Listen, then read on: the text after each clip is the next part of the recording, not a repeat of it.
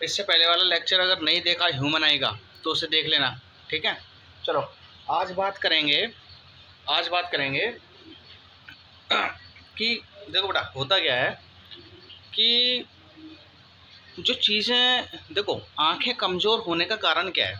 देखो किसी की दूर की नज़र ख़राब होती है और किसी की पास की नज़र ख़राब होती है। बात आ रही समझ में। आज हम इन्हीं दोनों डिफेक्ट्स के बारे में बात करेंगे कि ये जो नज़र ख़राब होती है ना कैसे हो जाती है। बात आ रही समझ में।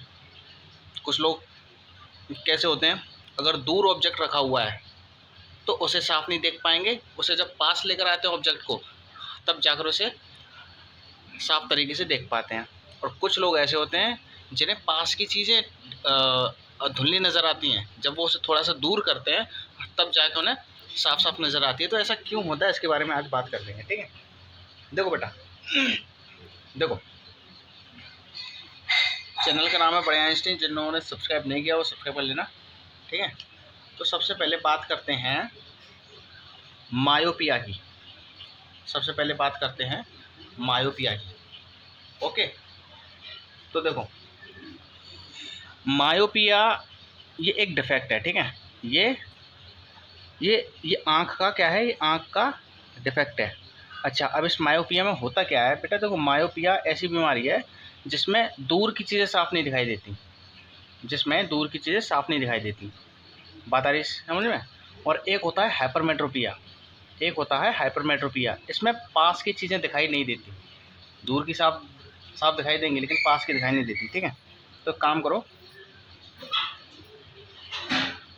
चलो पहले डेफिनेशन लिख लेते हैं, इसकी डेफिनेशन लिख लेते हैं मायोपिया और हाइपरमेट्रोपिया की। मायोपिया को डिफाइन कैसे करते हैं, मायोपिया को डिफाइन करते हैं, it is a defect of eye due to which a person can not see the object clearly at a far distance. कहने का मतलब है मायोपिया एक ऐसी बीमारी है या फिर डिफेक्ट है, आँख का डिफेक्ट होता है बेसिकली। मायोपिया एक ऐसा डिफेक्ट है आँख का जिसकी वजह से जो पर्सन होता है ना, जो पर्सन होता है वो दूर की चीज़ें, दूर रखी हुई चीज़ों को ठीक से नहीं देख पाता, मतलब क्लियरली नहीं देख पाता। ऐसा क्यों होता है, चलो देखते हैं। देखो बेटा, देखो फार डिस्टेंस का मतलब है दूर, ठीक है। अच्छा अब ऐसा होता क्यों है, देखो बेटा मान के चलो, मान के चलो ये सारी बातें होती हैं बेटा आई लेंस की, आई लेंस की वजह से। आँख के अंदर जो आई लेंस बना हुआ होता है ना उसकी वजह से। देखो मान के चलते हैं ये हमारी, उसका पेन ले लेता हूँ, ये हमारी आँख है, ठीक है। अभी ऐसा रफली डायग्राम ही मैं बना रहा हूँ। ये हो गई हमारी आँख, ठीक है। ये ऐसे करके इसका कॉर्निया, ठीक है। ये हो गया आपका कॉर्निया और यहाँ पर आपकी ऑप्टिक नर्व्स, ठीक है। निकालना भूल गया, ऐसे करके होती है आँख हमारी। ओके, अब देखो होता क्या है, देखो यहाँ पर आई लेंस लगा हुआ होता है, ठीक है। यहाँ पर क्या लगा होता है बेटा, आई लेंस, ठीक है। ये कॉनकेव सॉरी कॉन्वेक्स नेचर का होता है ना। सिलेली मसल से ऐसे करके खींच के रखती हैं इस तरह से। इससे पहले वाले लेक्चर को देख जरूर लेना, पता है समझ में। इससे पहले वाले लेक्चर को देख जरूर लेना, तभी अच्छे समझ में आएगा। उसमें मैंने आँख के पार्ट्स के बारे में बताया। ये मसल, ये कौन सी मसल है बेटा, ये है सिलियरली मसल। कौन सी मसल से, ये है सिलियरली मसल, सिलियरली मसल्स, ठीक है। और इसके आगे भी होता है, आगे क्या होता है, आगे कौन सी मसल्स होती हैं, वो होती हैं आयरिस, ठीक है। उसकी बात नहीं हो रही, लेकिन अभी हम डिफेक्ट के बारे में समझ लेते हैं। अच्छा बेटा देखो, इससे पहले ना, इससे पहले देखो होता क्या है, ये जो लेंस होता है ना, ये जो लेंस होता है ना, ये बेटा फ्लेक्सिबल होता है। ये फ्लेक्सिबल होता है, कांच का नहीं होता है, ठीक है। कैसा होता है, फ्लेक्सिबल होता है, मतलब ये मोटा भी हो सकता है और ये पतला भी हो सकता है ना। ये देखो, अगर देखो होता क्या है, ये जो सिलियरी मसल है ना, जब ये ढीली पड़ जाती है ना, जब ये ढीली हो जाती हैं तो ये आगे आ जाती हैं, है ना। अभी क्या है, अभी लेंस है कैसा, पतला, ठीक है। लेंस है पतला। देखो आँख का ये जो आई लेंस होता है ना, ये कभी तो मोटा हो जाता है और कभी पतला हो जाता है, ठीक है। कभी मोटा हो जाता है और कभी पतला हो जाता है, ठीक है। और तुमने इससे पिछले वाले चैप्टर में तुमने पढ़ा होगा कि मोटे लेंस की जो पावर होती है ना कन्वर्जिंग की, वो ज़्यादा होती है, और पतले लेंस की जो कन्वर्जिंग पावर होती है वो क्या होती है, वो कम होती है। वो कम, मतलब वो कम कन्वर्ज कर पाता है, ठीक है। देखो होता क्या है बेटा, मान के चलो यहाँ पर हमारा ऑब्जेक्ट रखा हुआ है, अभी सारी बातें समझ में आएंगी धीरे धीरे, ठीक है। ये ऑब्जेक्ट रखा हुआ है, ठीक है। अभी ये मैं कौन सी आँख मान के चलाऊँ, हेल्थी आई, हेल्थी मतलब ठीक ठाक है, एकदम ठीक है, हेल्थी आई, ठीक है। ये ऑब्जेक्ट ना दूर रखा हुआ है, ठीक है, बहुत दूर, बहुत दूर, ठीक है, आँख के लेंस से बहुत दूर रखा हुआ है, ठीक है, मैंने मान लिया बहुत दूर रखा है। अच्छा, अब इमेज कैसे बनेगी, एक रे ऐसे आ रही होगी, ऐसे करके ये हो गई रिफ्रैक्ट, दूसरी देखो ऐसे आ रही होगी और ये रेटिना पर कन्वर्ज कर दी। अब रेटिना पर जैसे ही कन्वर्जिंग होगी तो रेटिना पर इमेज बन जाएगी और हमें दिखाई दे जाएगी, ठीक है। अच्छा ठीक है, इतनी बात आ गई समझ में, चलो ठीक है। अब होता क्या है बेटा, होता क्या है, अब इस ऑब्जेक्ट को अगर मैं और पास ले जाऊँ ना, इस ऑब्जेक्ट को अगर मैं और पास रख दूँ, इसी ऑब्जेक्ट को मैं अगर और पास रख दूँ तो पता क्या होगा, ये लेंस क्या करेगा, देखो दोबारा से बना लेते हैं। अब मैं बार बार आँख नहीं बना रहा, ठीक है, बार बार आँख नहीं बनाऊंगा मैं, इस बार मैं और बना लेता हूँ।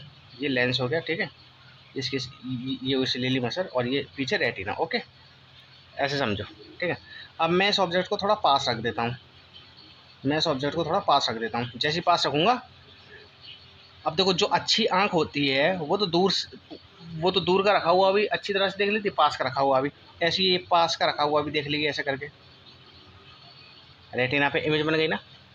अब देखो, अब तुम्हें ये लग रहा होगा कि ये लेंस मैंने थोड़ा सा पतला बनाया है, ये थोड़ा सा मोटा बनाया है, ठीक है। मुझे एक बात बताओ, अगर ये कांच का लेंस होता, बताओ, अगर ये कांच का होता, फ्लेक्सिबल ना होता, अगर ये कांच का लेंस होता और इस ऑब्जेक्ट को अगर मैं आगे खिसकाता तो क्या ये कन्वर्जिंग पॉइंट इस रेटिना के पीछे नहीं चला जाता, बताओ। मैं क्या कह रहा हूँ, अगर ये फ्लेक्सिबल लेंस ना होता, बात समझो, पहले पहले मेरी पूरी बात समझ लो। अगर ये फ्लेक्सिबल लेंस ना होता और इस ऑब्जेक्ट को अगर मैं यहाँ पर लेकर आता, यहाँ पर रख देता, जैसे मैंने यहाँ पर रख दिया है, तो क्या ये वाला जो कन्वर्जिंग पॉइंट है ये कुछ यहाँ पर शिफ्ट नहीं हो जाता, मतलब कि रेज यहाँ पर जाके मीट नहीं करती कुछ, बताओ। लेकिन ऐसा नहीं हुआ। ऐसा क्यों नहीं हुआ, क्योंकि हमारी आँख के अंदर जो लेंस होता है ना वो फ्लेक्सिबल होता है, वो कभी मोटा हो जाता है, कभी पतला हो जाता है ना। अब यहाँ पे क्या, जैसे मैंने ऑब्जेक्ट को पास लाया ना तो ये लेंस पता क्या हो गया, अपने आप ही मोटा हो गया, अपने आप ही क्या हो गया, मोटा हो गया। अच्छा, मोटा क्यों हो गया, मोटा बेटा इसीलिए हो गया क्योंकि जो मोटा लेंस होता है ना वो रेस को पहले ही मतलब पास में कन्वर्ट कर देता है, पास में ही कन्वर्ट कर देता है वो, बात आई समझ में। तो जो मोटा लेंस होता है वो रेस को पहले ही कन्वर्ट कर देता है यहाँ पास पे। अगर ये पतला लेंस होता ना, ऐसा ही रहता अगर ये, तो ये कन्वर्जिंग पॉइंट और दूर जाके होती, मतलब ये जो रेस है ना ये दूर जाके होती, रेटिना से पीछे होती, और रेटिना से अगर पीछे होती तो हमें चीज़ साफ नहीं दिखाई देती। बात आ रही समझ में, बात आ रही समझ में। अच्छा, अब होता क्या बेटा, होता क्या है,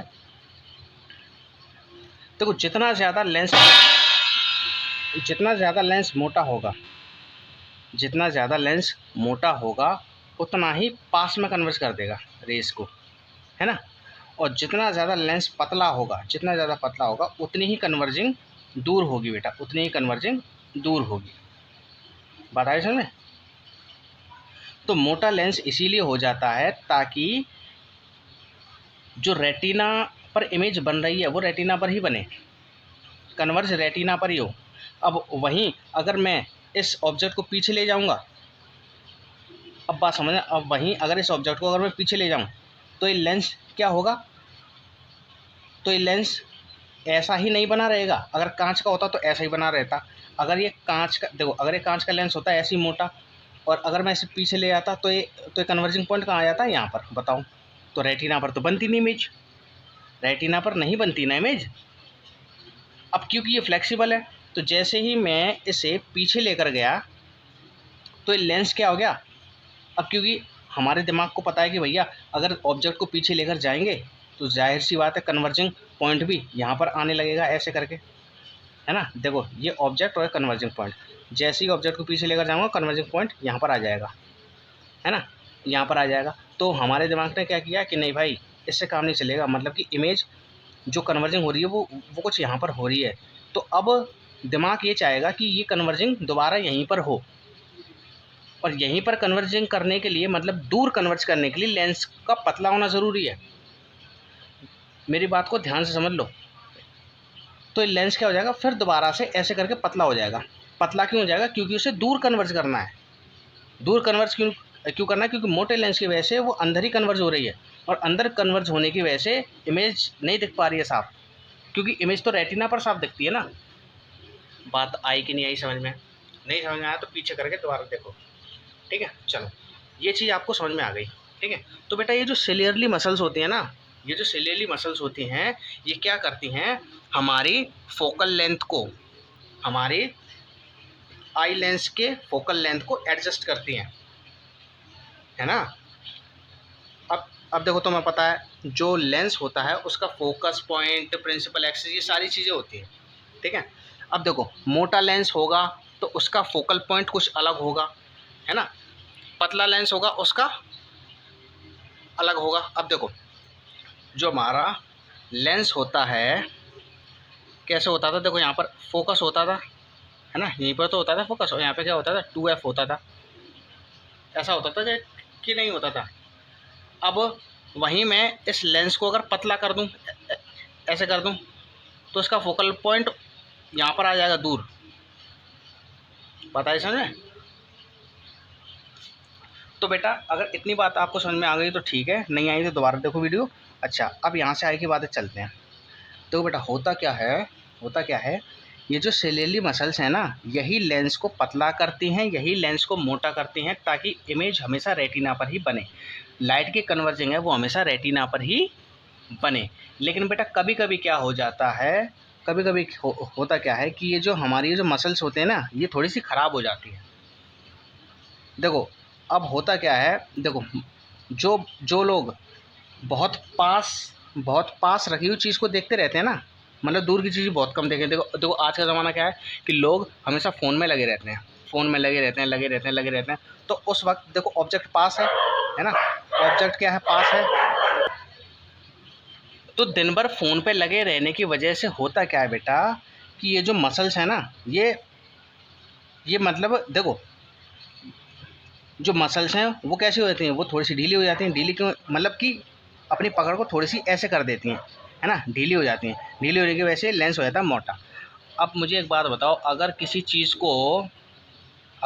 चीज़ को देखो, रबड़ को मान के चलो, अगर किसी रबड़ को तुम खींचते रहते हो, अरे ऐसे छोड़ो यार, देखो तुम वो पहनते हो, क्या कहते हैं, अंडरवेयर पहनते हो, है ना।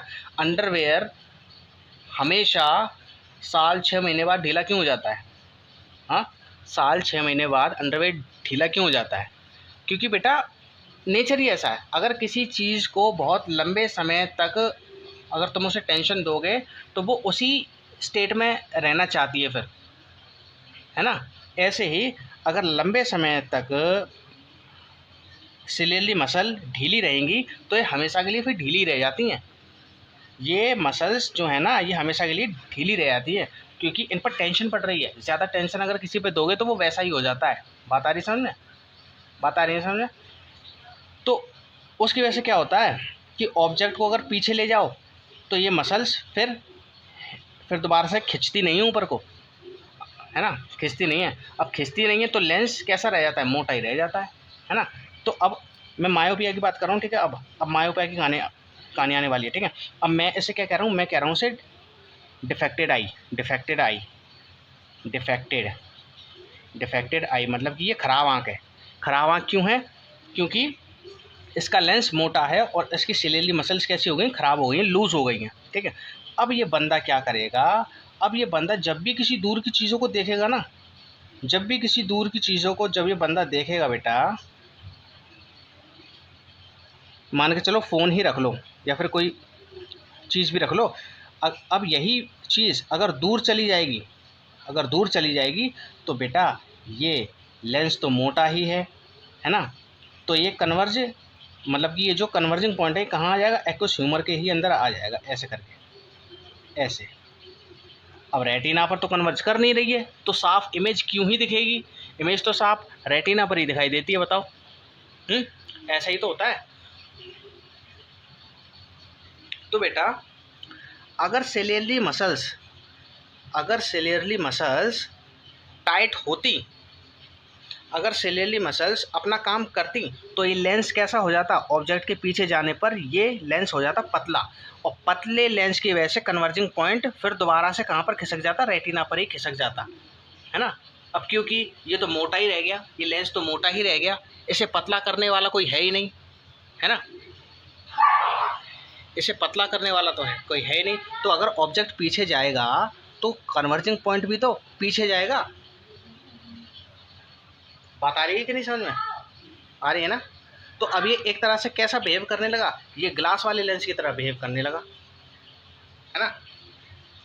तो इसीलिए बेटा एक्वस ह्यूमर के अंदर ही लाइट कन्वर्जिंग होने की वजह से, एक्वस ह्यूमर के ही अंदर लाइट कन्वर्जिंग होने की वजह से क्या होता है?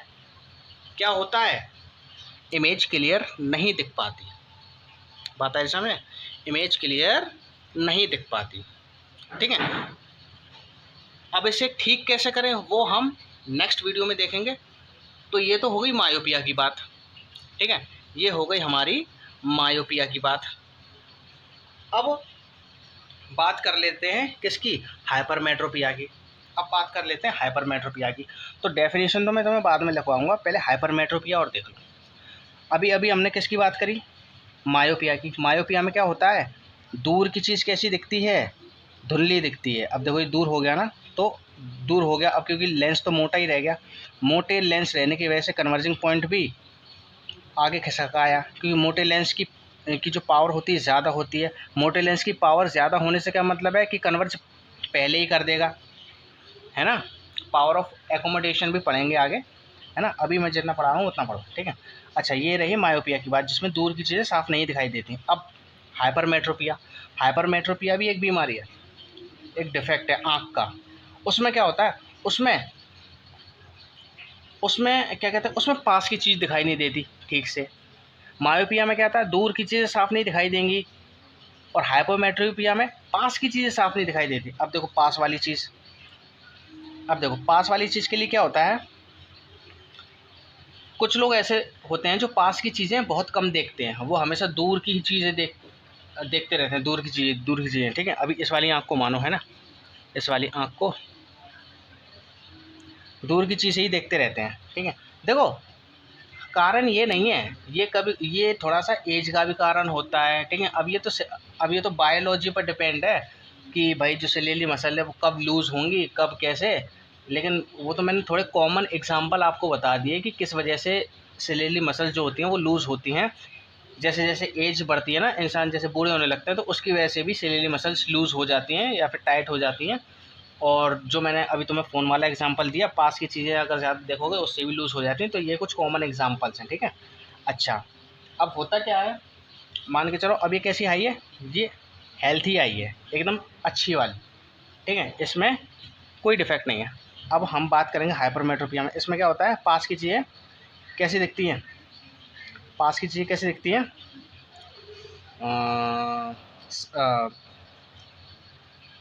मतलब साफ नहीं दिखाई देती, ठीक है। अच्छा देखो, मान के चलो ये ऑब्जेक्ट रखा हुआ है, और अब मैंने पता है क्या माना है?